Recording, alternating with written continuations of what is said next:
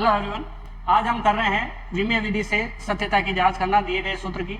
अभी यहाँ पे हमें गति का दूसरा समीकरण दिया हुआ है s बराबर u plus ut plus half at square. इस समीकरण की सत्यता की जांच करनी है। जब हमारे पास दो पद दिए गए होते हैं तो हम क्या काम करते हैं, लेफ्ट हैंड साइड वाले पद और राइट हैंड साइड वाले पदों की विमा बराबर कर देते हैं तो सूत्र सही सिद्ध हो जाता है। लेकिन यहाँ पे हमें कितने पद दिए हुए हैं, तीन पद दिए हुए, एक विस्थापन, दूसरा ut और तीसरा हाफ at स्क्वायर। इस प्लस माइनस से कोई मतलब नहीं है, तो यहाँ पे हमें तीन पद दिए हुए।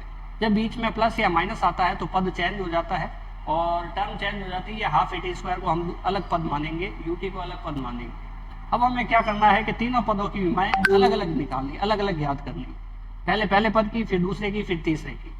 लेकिन उसके लिए हमें क्या पता होना चाहिए कि u क्या है, t क्या है। ये सारे सवाल में दिए होते हैं, लेकिन इनके सूत्र हमें आने चाहिए और विमाएं हमें आनी चाहिए। तो ये काम हम साइड में करते हैं इधर। तो यहाँ पे दिया हुआ है पहला s क्या है, विस्थापन है। विस्थापन एक प्रकार की लेंथ होती है, डायरेक्ट लेंथ को हम विस्थापन कहते हैं, सीधी दूरी को। तो L1 कर दिया। दूसरा हमारे पास है u को हम कहते हैं प्रारंभिक वेग, और वेग के लिए विमा होती है हमारे पास L1t माइनस 1।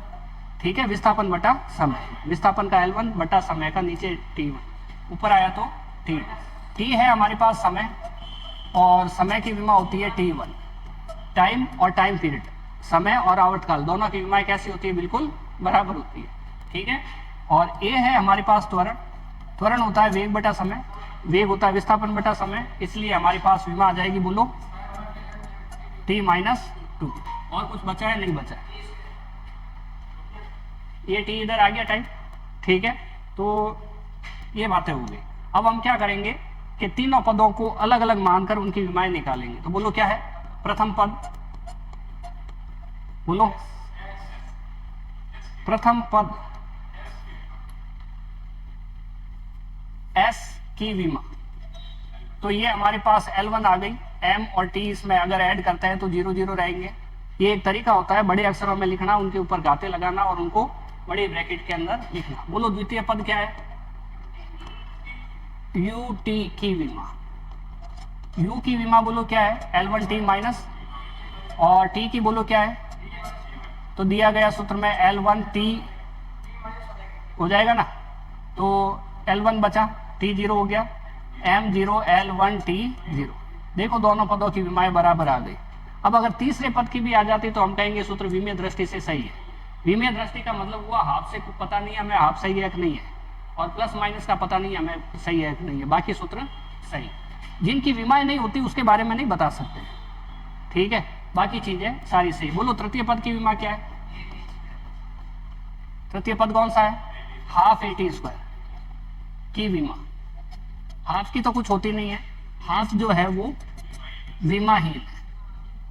ठीक है, चलो बोलो यहाँ पे क्या करें, L1t minus 2 into T square में t स्क्वायर कर दो, स्क्वायर है तो t2 कर दिया हमने। तो ये आ गया हमारे पास L1t, 2 कैंसिल हो गए, 0 आ गए, m 0 लगा दो। यानी कि देखो पहला पद, दूसरा पद, तीसरा पद बराबर है। तीनों पदों की विमाएं क्या है, तो क्या लिखेंगे हम, तीनों पदों की विमाएं समान है। तीनों पदों की विमाएं समान है, अतः दिया गया, यहाँ पे समीकरण दिया हुआ है, समीकरण विमीय विधि से सही। बात वही है कि कांस्टेंट के बारे में कुछ नहीं बताएंगे, बाकी विमीय दृष्टि से ये दिया गया सूत्र सही है। ठीक है, इसी प्रकार आप क्या कर सकते हो, तीसरे समीकरण यानी कि v स्क्वायर बराबर u स्क्वायर प्लस 2as। ठीक है, एक और फॉर्मूला है y is equal to mgl upon pi r square small l। अब इनकी सत्यता की जांच करके प्रैक्टिस कर सकते हैं। यहाँ पे कौन सी भौतिक राशि क्या है वो हम एक बार बता देते हैं। y है यंग प्रत्यास्थता गुणांक, और प्रत्यास्थता गुणांक का सूत्र होता है प्रतिबल बटा विकृति।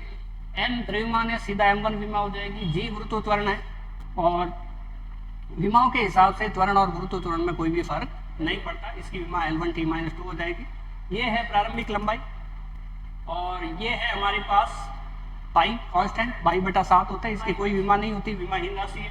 आर की विमा बोलो, दूरी है, तो L2 हो जाएगी स्क्वायर होने के हिसाब से। और स्मॉल l जो है वो लंबाई में परिवर्तन है, वृद्धि होती है वैसे, परिवर्तन है, तो लंबाई में परिवर्तन है, तो इसकी विमा किसके बराबर होगी? L1 के बराबर होगी। तो आप इनकी विमा लिख के प्रैक्टिस कर सकते हैं। ठीक है, मिलते हैं नेक्स्ट वीडियो में।